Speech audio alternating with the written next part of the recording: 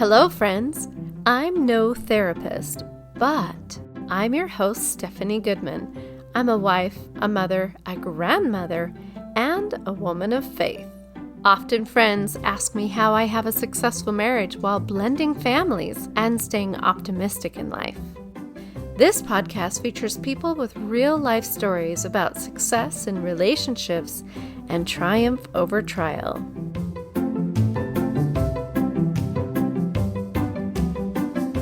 Today's episode, we are going to explore the influence of entertainment on the family.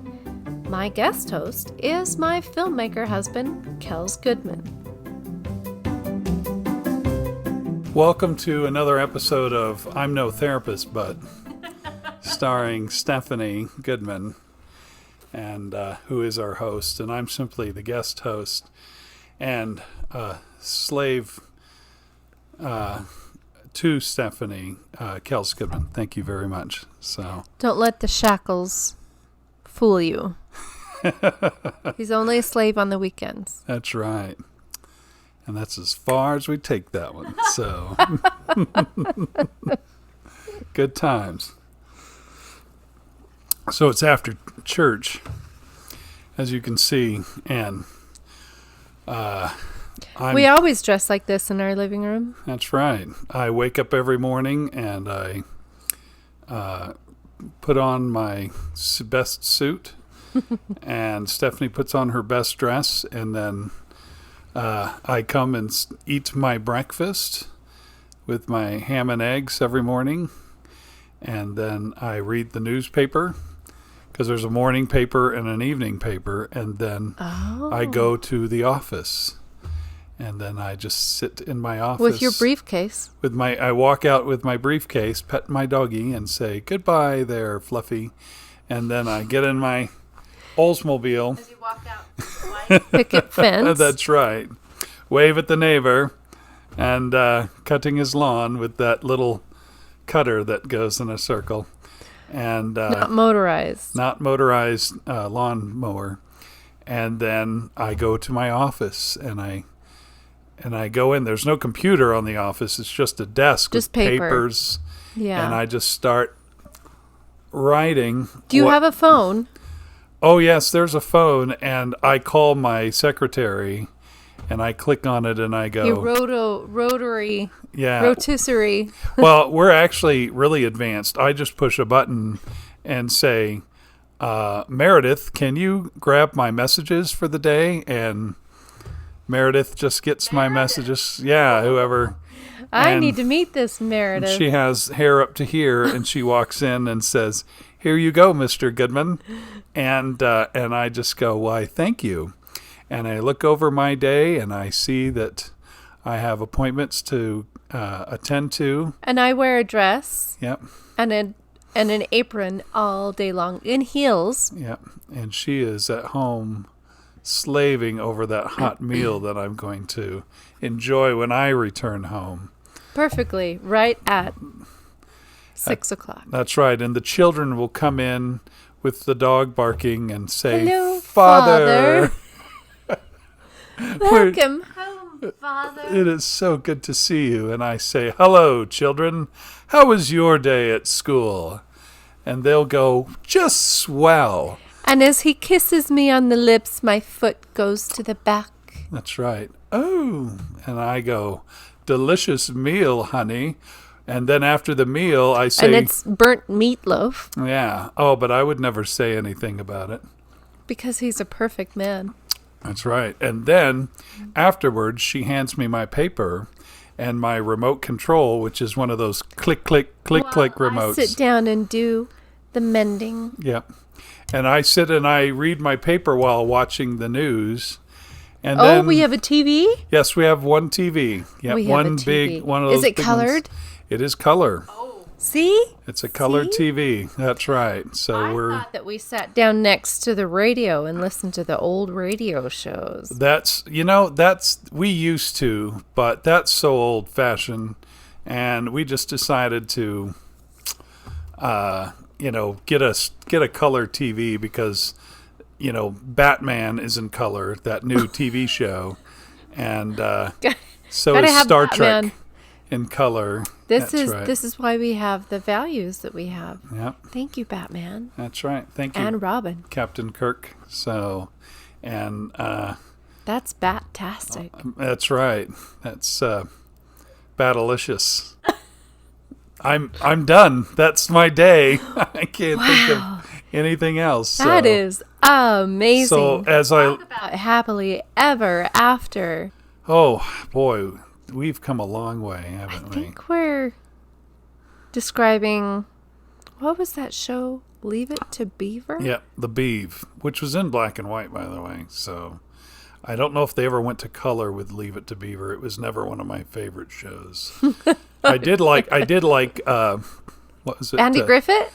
I liked Andy Griffith, which also started black and white and eventually went color. Yeah. And then the real new wave show was the Brady Bunch.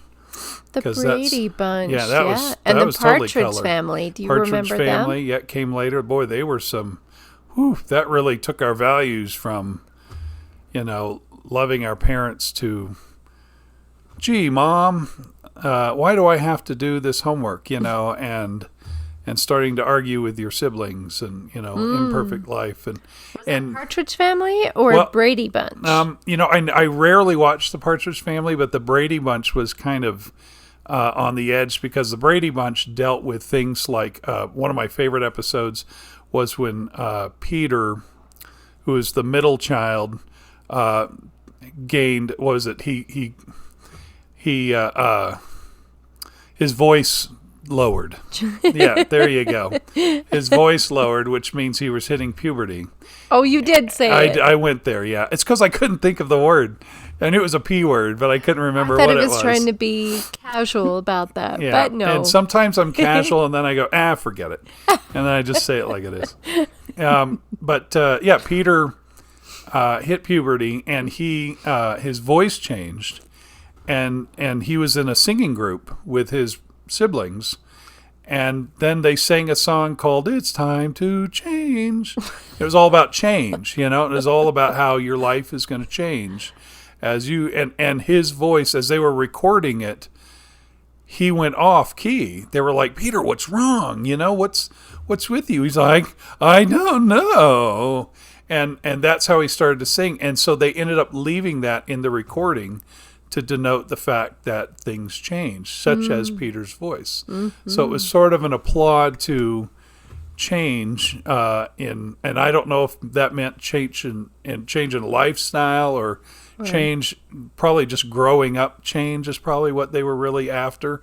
That's interesting to recognize that was accepted. I remember watching I Love Lucy and hearing my mother tell me and help me to understand that they did not sleep in the same bed. Yep. And when she was expecting, they did not say pregnant. They said with child. Yeah. And she was the first one to ever be in a sitcom pregnant. Yeah. Or, excuse me, with child. With child. Wow. I didn't. Well, it was the Brady Bunch, I believe, if I remember right. Because I was friends with Mike Lookinland, who plays Bobby. He was my camera assistant, and then we just kind of became friends. Bobby is the youngest Brady Bunch member. So he lives here in Utah. For those of you who are not familiar with the Brady Bunch movie. That's right, the TV show. Bobby Brady was the youngest, and he lives here in Utah, and he actually does other work, but he was a camera assistant. And I would hear a little bit of the behind the scenes, but I think back to the sleeping in the different beds, the Brady Bunch was the first show where they did sleep in the same bed. So they were getting really progressive with their ideals when they hit the Brady Bunch. They were really knocking on some doors that on television you just would never have seen. Same with That's interesting. Same with Star Trek. Star Trek did the same. Star Trek really pushed some real world ideas, some of which I think are fascinating. And as a guy that's not a real, I'm fairly libertarian, conservative with some liberal ideas. I try to be, nice to all thoughts of life. I liked Star Trek's ideals because they did hit some tough issues. And I remember one of their best episodes was, I forgot the name of it. They went back in time and they lost Bones. Bones had taken off. And he went first, and then the other guys went later, and they couldn't find him.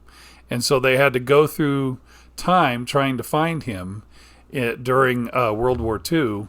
And so Spock and Kirk had to live in a homeless shelter for a while. And Joan Collins was the one who was, she later went on to be, I think, in Dallas, or she was in another show later, became very famous later.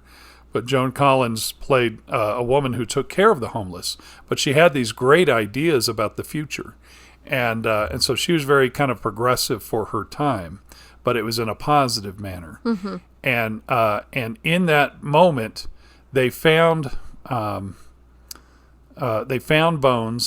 but they were able to look up history and find out what was going on. And Kirk had fallen in love with Joan Collins, which he does on every alien planet. But anyway, that was his manlyhood coming through. But he actually fell in love with her, and it was like a more serious. It wasn't just a physical thing. He was actually in love with her. And then finally, they found out that she had to die. And so he had the power to be able to stop that death, but it also meant other things in the future were going to change. Now that you say that part, I do remember that. Yeah. And in that, she was going to be hit by a car. She was supposed to be hit by a car. Right. And she was walking with Kirk. And they discovered that because they were looking up the history of that time. Yeah. And they were trying to find that moment in time that they had to preserve. And it just happened to be that moment in which she had to die, because if she lived, other bad things would have happened, which is kind of ironic. Mm-hmm. That you'd think if it was death, that's bad, and living was good. So when that happened, they all gathered back together. They found their place. They reunited. They beamed back, and they were just saying, "Okay, Kirk, Captain, where would you like to go?" He just stood there and he said, "Let's get the hell out of here." And that was the first time you heard hell being used on television. Wow. Was when it was written into this serious moment where it was like, oh, whoa, he said hell on TV. Yeah. And that was like a big deal for 1968 and for whatever year it was. It was one of those years. But I love that. So that's fascinating. Yeah. How much we've changed. I know, right? Right? That's crazy. And sometimes for the better and sometimes for the worse. And so it's hard to tell, every gift comes with a curse. I will say that I was raised on Little House on the Prairie. My mom would sit down and watch Little House on the Prairie with me.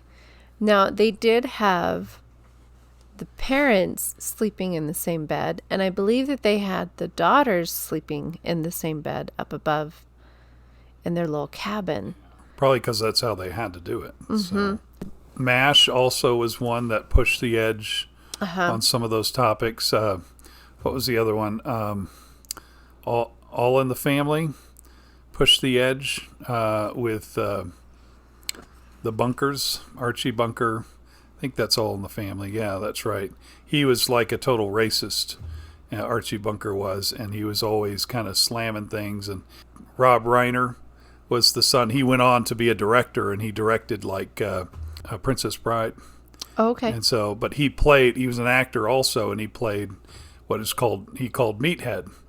And so the Bunkers had a daughter, and the daughter was dating this guy, and it was obvious that they were not, that they weren't totally moral, and that so the father was always up in arms about, kids these days kind of attitude. And he was also a racist. They really portrayed him as a racist and as a, that white person that a lot of people kind of become scared of today.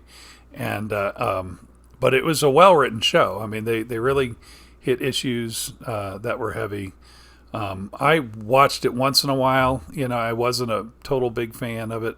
I wasn't a big sitcom fan. I loved like the Star Trek shows and the ones that went into space and things. But the ones you had to wait a whole week to see the next oh episode yeah, of. oh yeah, had to wait for the next week. So I personally loved the Muppet Show every Friday night, and also the Carol Burnett Show. Do you remember any of those? Carol Burnett was very well written.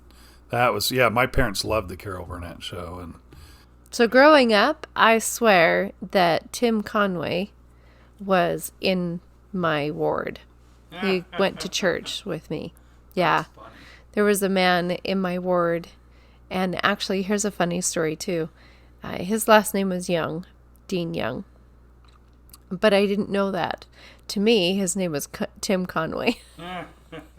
We also had another man in my ward, and I loved to go and visit the grandmas and the grandpas of the neighborhood and share time playing Chinese checkers. That was my favorite. I would carry my Chinese checkers board around, and this man was named Brockbank. I don't remember his first name or his sweet wife's name, but to me, they were Gracie and George Burns.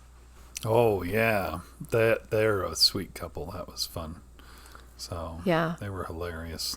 It's fun to be able to recognize how I incorporated the world that I was learning about and putting them into my own world at such a young age. And I wanted to bring that up too. Do you think that because our world and the entertainment and the media that we have available to us now is so much different than what we had growing up, that has had an impact on our children, on the world that we have and the way that we're raising our children now?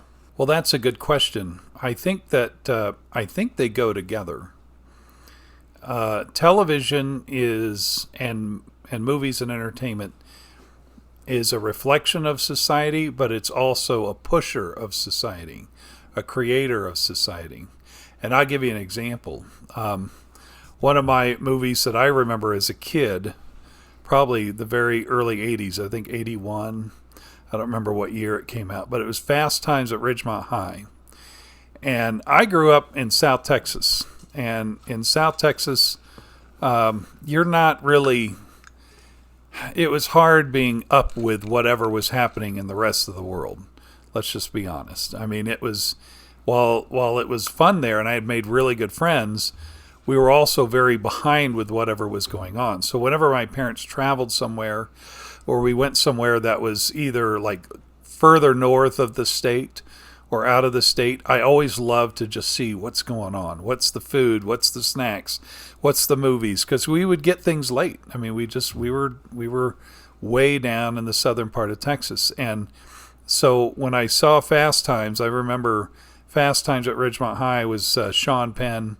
That was his breakout movie, where the dude, kind of mentality and the Southern California surfer kind of mentality became, popular, where he would just like do things, and he didn't order a pizza in the classroom. Like he'd be in class, but then the pizza guy would just show up and say, pizza for so-and-so. It'd be like, right here, dude. It's probably one of my favorite scenes in the movie. Oh. Because he just got away with it. He was just a bratty kid that just got away with it. And his teacher, eventually won the argument because the teacher said, well, if you can have pizza, we all can. So let's share it.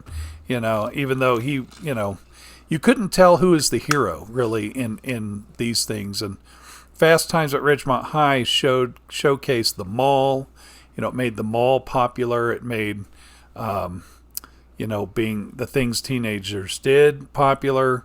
And I remember watching that, like I was literally being educated about the real world out there by watching Fast Times at Ridgemont High. Then it went from there to 16 Candles, then to then to the John Hughes line of movies, and those probably were John Hughes. He directed 16 Candles, then Pretty in Pink, yes. What's some of the others? Pretty in Pink, The Breakfast The Club? Breakfast Club. Yep. All those, what they call the Brat He Pack. really liked that Molly Ringwald, right? Yeah, she was pretty cute. I actually liked the Ali Sheedy girl too, the curly-headed one that was yep. kind of, who later went on to That be used Psych. her... She later became that wacko in used- Psych. So that crazy lady, you know, that In Psych? yeah, that's her. She was in Breakfast Club, and so, which is awesome. I always thought she was cool, you know, Okay. back in the day. Yeah. So, but Molly Ringwald and her were the girls in Breakfast Club, and then you had, I forgot I'm botching it, but the other guys that were in it. Right. And so we didn't do our homework for that. yeah, we didn't do our homework for this. So the Leave males. it in the comments. That's right. So, but Molly Ringwald was the one that really stuck out the most, and but they affected society. They did both. They were a reflection, and then they affected. Yeah. Because movies. I mean, let's be honest. You can't. You know, when the old man says, "Well, that's just what you see in movies. That's not real life." He's actually right to a degree. You could never really write a perfect movie that went perfect as real life did. It doesn't work, and because you know, if somebody were to write a movie about something, it would never be exactly how it really was unfolded. There would be an artistic license. Every filmmaker, when they make a film about something in real life, they always take an artistic license by changing some dialogue, by changing the movements of something, by changing the reaction of somebody. It's never, ever exactly the way, because it doesn't sell tickets. Real life does not really sell tickets when you really sit and think about it. And we think it does. We think that real life becomes the movies, but there has to be an edit. It has to be in 2 hours, and there has to be, you know, feelings that are created and left, and there has to be, you know, some, you know, as like, for example, when we're writing the story of my dad's mission, and my dad, you know, as I sit and write, you know, and go through my dad's mission, and Darren Tufts did, you know, the first big pass on it, and as I review the book and I review it, I'm thinking, if we actually went exactly the way it went, it would actually be boring. It actually wouldn't be that exciting. As the evolving of things happen, it's slow. You know, societal evolution is slow. It's not that quick. And so to package it into a movie is almost impossible. You have to take some kind of artistic shift.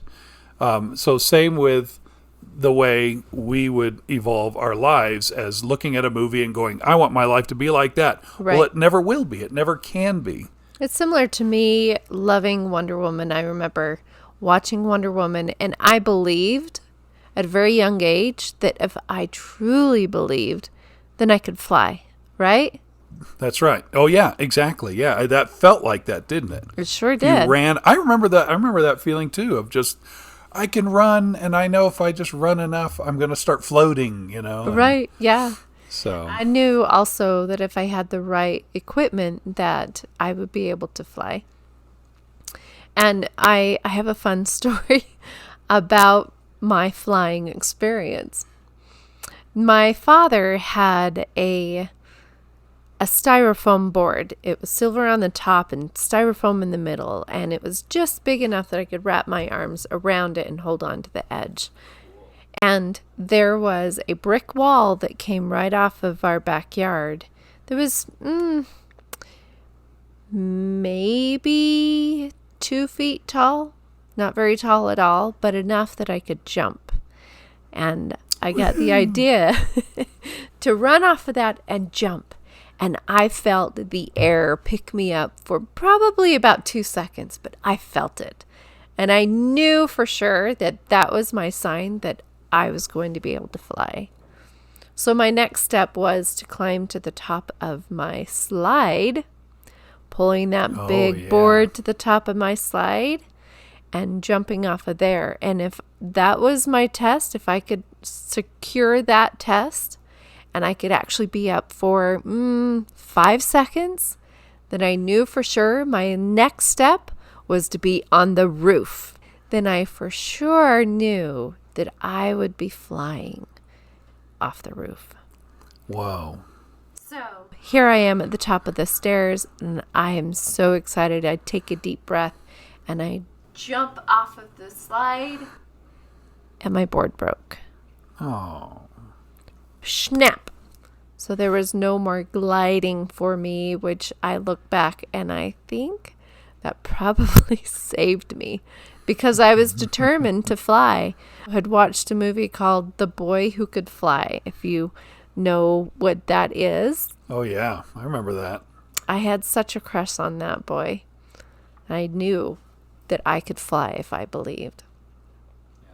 So that's just an example, I think, of how movies and media can influence you and make you believe that you can live that lifestyle. I remember those. I remember thinking if I flapped enough or something, I could just... And I think I tried to jump off the roof once. And luckily, the roof was pretty close to the ground because the ground was like... That's a house in Texas where the roof was so low, the awning was low enough that even if I jumped off, I wouldn't really be that hurt, you know. And I think, I know, it's because I was making a little Superman movie, and I think it was me that jumped off, or maybe it was my friend Robbie. I can't remember, but one of us jumped off that roof backwards. And I filmed it backwards. You know, I filmed it upside down backwards. And then, you know, I flipped the camera. And there's a method on Super 8 that you can do that, where you set it so that you can put the thread backwards in editing. And you could jump up and land on the roof, you know. Okay. So he actually jumped backwards for you to film it? Yeah. Because the way the film was, it would have dots on one side of the reel. The little film reel. So this is Super 8.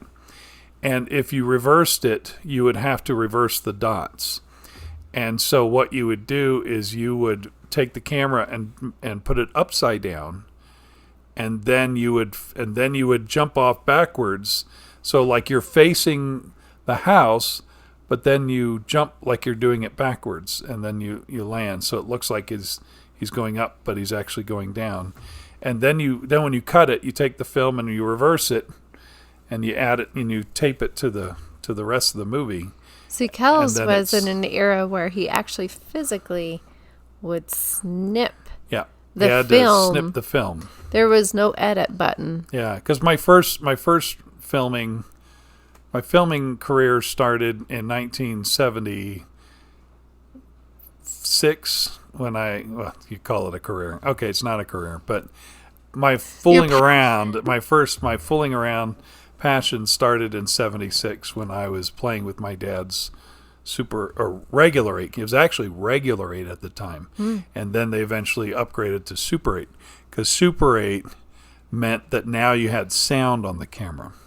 So there was a stripe on the side. So then you can record sound. Whereas regular 8 there was no sound.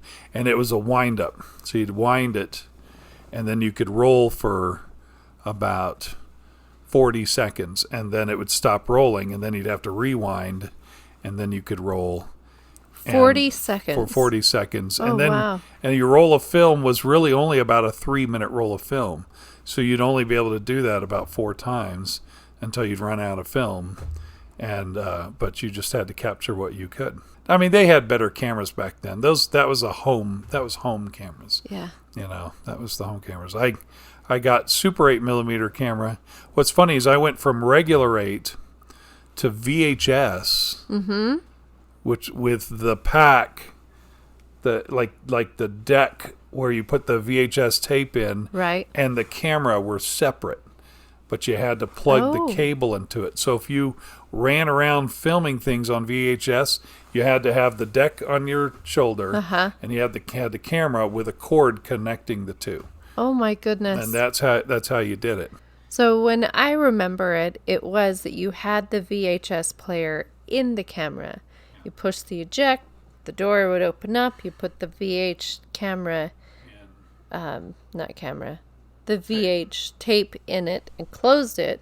It would make that sound. Yep, thread and then up. you knew it was time to be able to use the camera. But that was in the camera, and that was really, really bulky. I remember having a sore arm trying to film my sisters doing something for school, and my mom asking me to record it. I'm still got my hand up there. I still remember. She still feels the pain. I So massage her shoulder every night because of that serious pain of VHS. Are you going to be okay, Stephanie? VHS. I know. I hate VHS. It's like a disease. I've got VHS. I've got VHS here and here. And I think I need a government help to pay for my therapy. Oh, look where he went. I went there. I so went there. That was terrible. We'll stop right there.